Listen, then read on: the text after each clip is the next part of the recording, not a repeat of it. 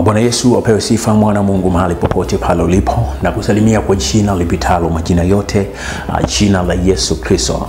Nikiwa na furaha kabisa ndani ya moyo wangu nikwambie mimi naitwa Emmanuel Poswea, na mtumishi wa Mungu ambaye Mungu ameita na mimi nimtumikie kwa namna kipekee kabisa, ambayo amenichagua kutoka mbali katika shida, dhiki, magonjwa, lakini Mungu akanitoa kwa mtu wa kwanza kutoka katika tumbo la mamangu ili niweze kumtumikia yeye.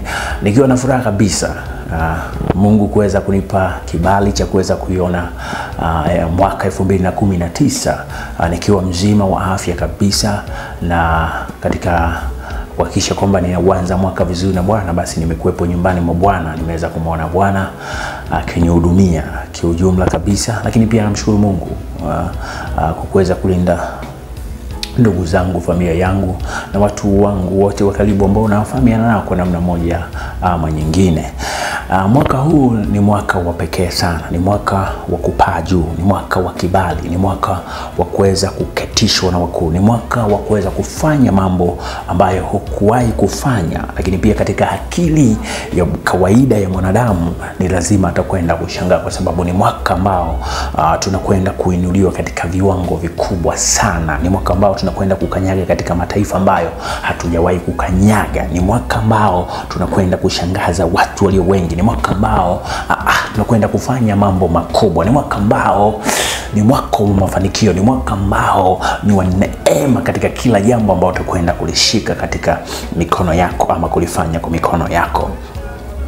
Basi wakati nikimsihi Mungu na kumuuliza kwamba Mungu, hebu nataka nitembee na wewe, ninataka unipe mfumo mzima wa mwaka huu nitakavyotembea pamoja na wewe. Kuna kitu ambacho Mungu ameweza kuzungumza na mimi, lakini pia akaweka msukumo ndani sana niweze kuzungumza na wewe, mwana wa Mungu. Mungu amekusudia uweze kupata kitu kutoka kwangu mimi, akinitumia kama chombo tu kufikisha kile ambacho Mungu anataka pia wewe uweze kusikia. Mara nyingi kwenye maisha tumekuwa tukiambatana na watu ambao tukiwaona ni sahihi pengine kwa mtazamo wa kibinadamu sisi, lakini hawa watu wamekuwa sio sahihi, na hawa watu wamekuwa ni chanzo cha kujikuta sisi tunakuwa mbali na uso wa Mungu, ama tunakuwa mbali na yale mapenzi ya Mungu, tunakuwa mbali na kuweza kukutunza kile ambacho Mungu ameweka kukiweka ndani yetu. Sasa wakati tunaanza huu mwaka, Mungu amezungumza na mimi kitu cha ajabu sana. Nizungumze wakati mwaka unaelekea tuanze mwaka 2019. Kuna mtu ambaye nilikuwa na chat naye, lakini Mungu akaniambia nilikuwa na chat naye, saa 6 kasoro. Baada hapo nikawa nimemwambia kwamba mimi niko kanisani, kwa hiyo nikutakie tu usiku mwema. Ni mtu wa mwisho kuwasiliana naye, nikawa nimezima simu. Lakini pia Mungu aliweka uzito sana ndani ya moyo wangu kuweza kuwasiliana mtu yeyote baada ya hapo, hata kutuma message ama kuwajulia ndugu zangu ama mama yangu mzazi ama pengine familia yangu kwamba wako vipi, na maanisha kwamba mke na watoto. Sasa wakati Mungu wakati Mungu anazungumza na mimi, palipopambazuka nikanawaza Mungu ananipa message kwamba sitakiwi kuwasiliana na mtu ambaye niliweza kufanya naye mawasiliano ya mwisho kabla ya kuingia mwaka huu ambao tuko nao, yani 2019. Nikamuuliza kwa nini Mungu ananipa orodha kwamba unatakiwa uwasiliane na mtu wa kwanza fulani, lakini baada ya hapo mtu wa pili fulani, baada ya hapo utaendelea kuwa na mfumo wako wa maisha, lakini nimekupa angalizo, huyu mtu sio sahihi kwenye maisha yako, yani huyu mtu usiwasiliane naye tena. Lakini pia nikatoka hapo kwa mara ya kwanza kabisa kwa mwaka 2019 nikafungua Biblia yangu takatifu, maandiko ya Mungu, nikakutana na ujumbe huu. Kwa mara ya kwanza nafungua Biblia, nafungua hivi, lakini ujumbe ambao nilikutana nao nimefungua tu, nikakutana na kumbukumbu ya Torati ile sura 28 na ule mstari wa kwanza nitasoma, lakini pia nitakwenda kusoma mstari wa 8. Maandiko yanasema kwamba itakuwa utakaposikia sauti ya Bwana Mungu wako kwa bidii kutunza kuyafanya maagizo yote ni kuagizayo leo, ndipo Bwana Mungu wako atakapokutukuza juu ya mataifa yote duniani. Bwana apewe sifa. Ninakushukuru Mungu wangu uketia mahali pa juu. Wewe ni Mungu aliye mkuu maishani mwetu. Wewe ni Mungu ambaye unatupenda, wewe ni Mungu ambaye unatujali, unatuwazia yaliyo mema. Ninasema asante kwa sababu umezungumza na mimi. Umenipa mwongozo wa maisha yangu. Umenipa niende vipi, nitembee pamoja na wewe ili niweze kukuona katikati ya maisha yangu ukijitukuza kupitia mimi. Mungu wangu, jina lako likaweze kuinuliwa zaidi na zaidi kwa mataifa yote. Bwana Yesu, ninakushukuru sana kwa upendo wako. Umeniepusha na mambo mengi ambayo ingeweza kugharimu maisha yangu. Nimeuona upendo wako wa ajabu sana kwa mwaka ambao umepita. Aiza ningeangamia, lakini wewe umeweza kunishika kwa mkono wako na kuniongoza Bwana mpaka nimeweza kuingia mwaka huu 2019. Ninasema asante. Endelea kuwa pamoja na mimi. Karibu Roho Mtakatifu mahali hapa. Ninapokwenda kuzungumza na wanao mahali hapa, ukanitumie kama chombo, kwa sababu tu mimi ni chombo chako, mfalme amani. Kazungumze na mama huyo, kazungumze na baba huyo ambaye ananitazama. Ninasema asante kupitia jina la Yesu Kristo, Bwana na Mwokozi wetu. Amen. Maandiko matakatifu yanasema kwamba itakuwa utakaposikia sauti ya Bwana. Bwana apewe sifa. Itakwenda taratibu. Tunaambiwa itakuwa utakaposikia sauti ya Bwana. Nikizungumza tunaokoka, ni kweli. Tuna miaka mingi katika wokovu, ni kweli. Tunasikia kila leo watumishi tofauti wa Mungu wakizungumza. Ujue kuna kusikia, kuna kuelewa, lakini pia kuna kutunza. Sijajua uko katika kundi gani. Yamkini ni mtu ambaye unasikia tu, na ukisikia kwa sababu ni sauti ambayo kama mtumishi wa Mungu la pengine anafundisha, unasikia kila ambacho anakisema, lakini kukielewa hukielewi, lakini pia na kama hujakielewa huwezi ukakitunza. Sasa kanisa la Kristo leo hili linasumbuliwa sana. Watu wengi tumekuwa tukisikia, wengine tukisikia tunaelewa, lakini changamoto inakuja kwenye kutunza kila ambacho umekisikia kutoka kwa Bwana. Bwana apewe sifa. Maandiko matakatifu yanasema, ukisoma Zaburi, kama nitakuwa sikosei, sura 16 na ule mstari wa 3, Mungu anasema kwamba anapendezwa na watakatifu walioko duniani.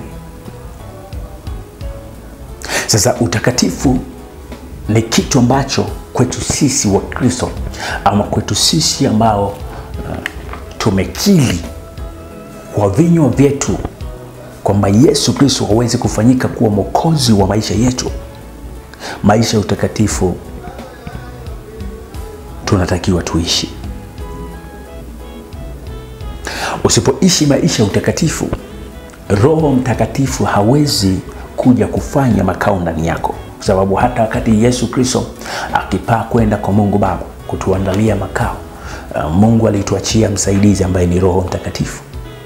Na Roho Mtakatifu hufanya makao ndani ya mtu. Na ili Roho Mtakatifu afanye makao ndani ya mtu, kunahitajika utakatifu. Sasa habari za utakatifu tumekuwa tukifundishwa, tunazisikia, na hizo unazielewa kwa muda, lakini pia ili kutunza sasa, kuishi katika maisha hayo matakatifu, limekuwa ni tatizo kwa watu walio wengi. Mungu ananiambia kwamba mwaka huu, ikiwa utatunza, ikiwa utasikia, utaelewa na utatunza kila ambacho Mungu anakisema, ni mwaka wa kwenda kuinuliwa, ni mwaka wa kibali katika kila jambo ambalo unakwenda kuifanya. Mkono wa Bwana utahusika mahali hapo. Ni mwaka wa kwenda kuvuka mataifa na mataifa. Ni mwaka ambao utakwenda kukuza mtaji wako katika biashara unayoifanya. Ni mwaka ambao kutakuwepo na amani ya ajabu kwenye maisha yako ya ndoa. Ni mwaka ambao watoto wako watakwenda kufanya vizuri katika masomo yako. Ni mwaka ambao katika kila jambo ambalo utakwenda kulianzisha litastawi.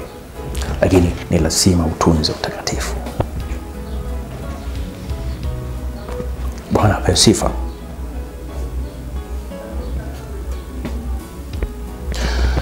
Kusikia kwa bidii. Ni lazima tuwe na bidii ya kumtafuta Mungu kwenye maisha yetu. Ni lazima tuwe na bidii ya kutafuta mapenzi ya Mungu. Ni lazima tuweke muda wa kukaa na kutafakari kwa habari ya Mungu, kujifunza neno la Mungu. Lakini unapojifunza, utunze yale maagizo, uishi ndani ya yale maagizo, na ndipo ambapo utamuona Mungu akisimama na wewe na kukuinua katika viwango ambavyo wanadamu watashangaa. Bwana apewe sifa sana. Lakini anasema kutunza na kuyafanya maagizo yake yote ni kuagizayo leo. Unaposikia neno la Mungu, unatakiwa ulitunze ndani ya moyo wako. Lakini pia unatakiwa ufanye sawa sawa na jinsi ambavyo Mungu anataka tuweze kuishi, ama sawa na jinsi ambavyo wewe Mkristo uliyemkiri Yesu Kristo kwamba unatakiwa uweze kuishi. Bwana apewe sifa. Lakini pia anasema kwamba Mungu wako atakapokutukuza, na ndipo Bwana Mungu wako atakapokutukuza juu ya mataifa yote ya dunia. Wengi tunahitaji sana tuweze kuinuliwa. Tunahitaji tumuone Mungu kwenye maisha yetu. Tunahitaji tuone tukipanda viwango vikubwa sana kwenye maisha yetu. Lakini hatujataka kutii sauti ya Mungu, kutunza maagizo yake na kuishi ndani ya maagizo yake.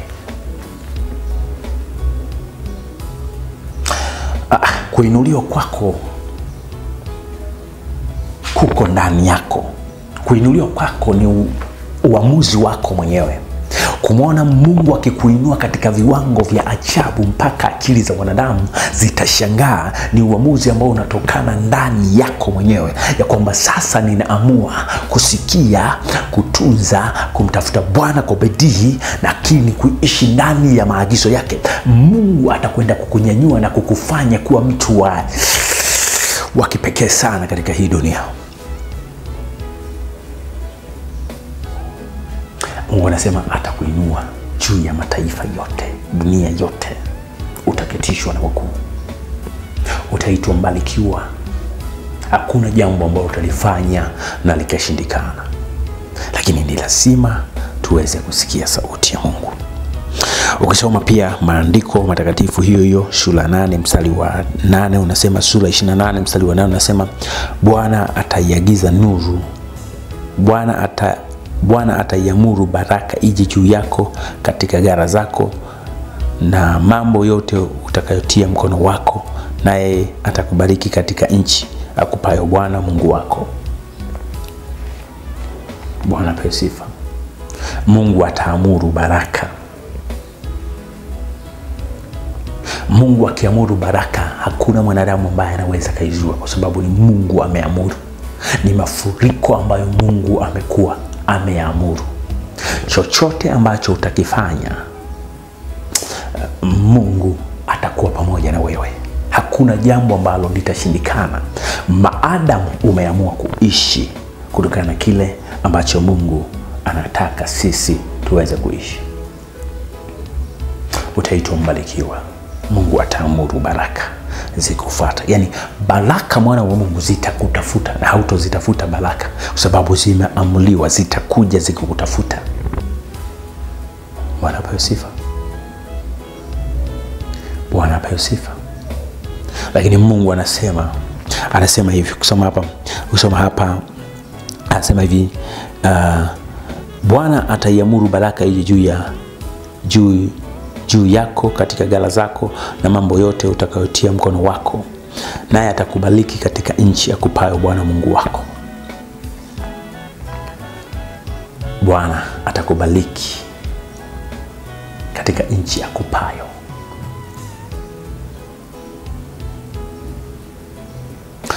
Bwana atakubariki katika mahali ambapo Mungu atapachagua pawe sehemu pa wewe kuweka makazi yako lakini pia Mungu atajitukuza mahali hapo, kwa sababu ni nchi akupayo wewe. Mungu atabariki kazi za mikono yako. Kwa nikusi mwana wa Mungu mahali popote pale ulipo, nikusi tunza sana maagizo ya Mungu. Ishi maisha matakatifu na uweze kumuona Mungu katikati ya maisha yako. Ni ujumbe ambao ndio tunaanza nao kwa mwaka huu, lakini pia tuendelee kuombeana zaidi, tuendelee kutumikia kusudi la Mungu na kuweza kuishi maisha matakatifu. Usianze mwaka kwa kuweza kujinajisi mwenyewe. Hili ni hekalu la Mungu. Usianze mwaka kwa kuweza nisiseme kwamba usianze mwaka kwa kulinajisi hekalu la Mungu. Usiishi maisha ya kujinajisi. Maisha ya uzinzi ni kujinajisi mwili wako, kujinajisi wewe mwenyewe, na uwepo wa Mungu unakuwa mbali na maisha yako. Tunza maisha yako, ishi maisha matakatifu. Roho Mtakatifu awe pamoja na wewe, na Mungu akuongoze kwa hekima zake, na utaona kila kitu ambacho unakifanya kinafanikiwa.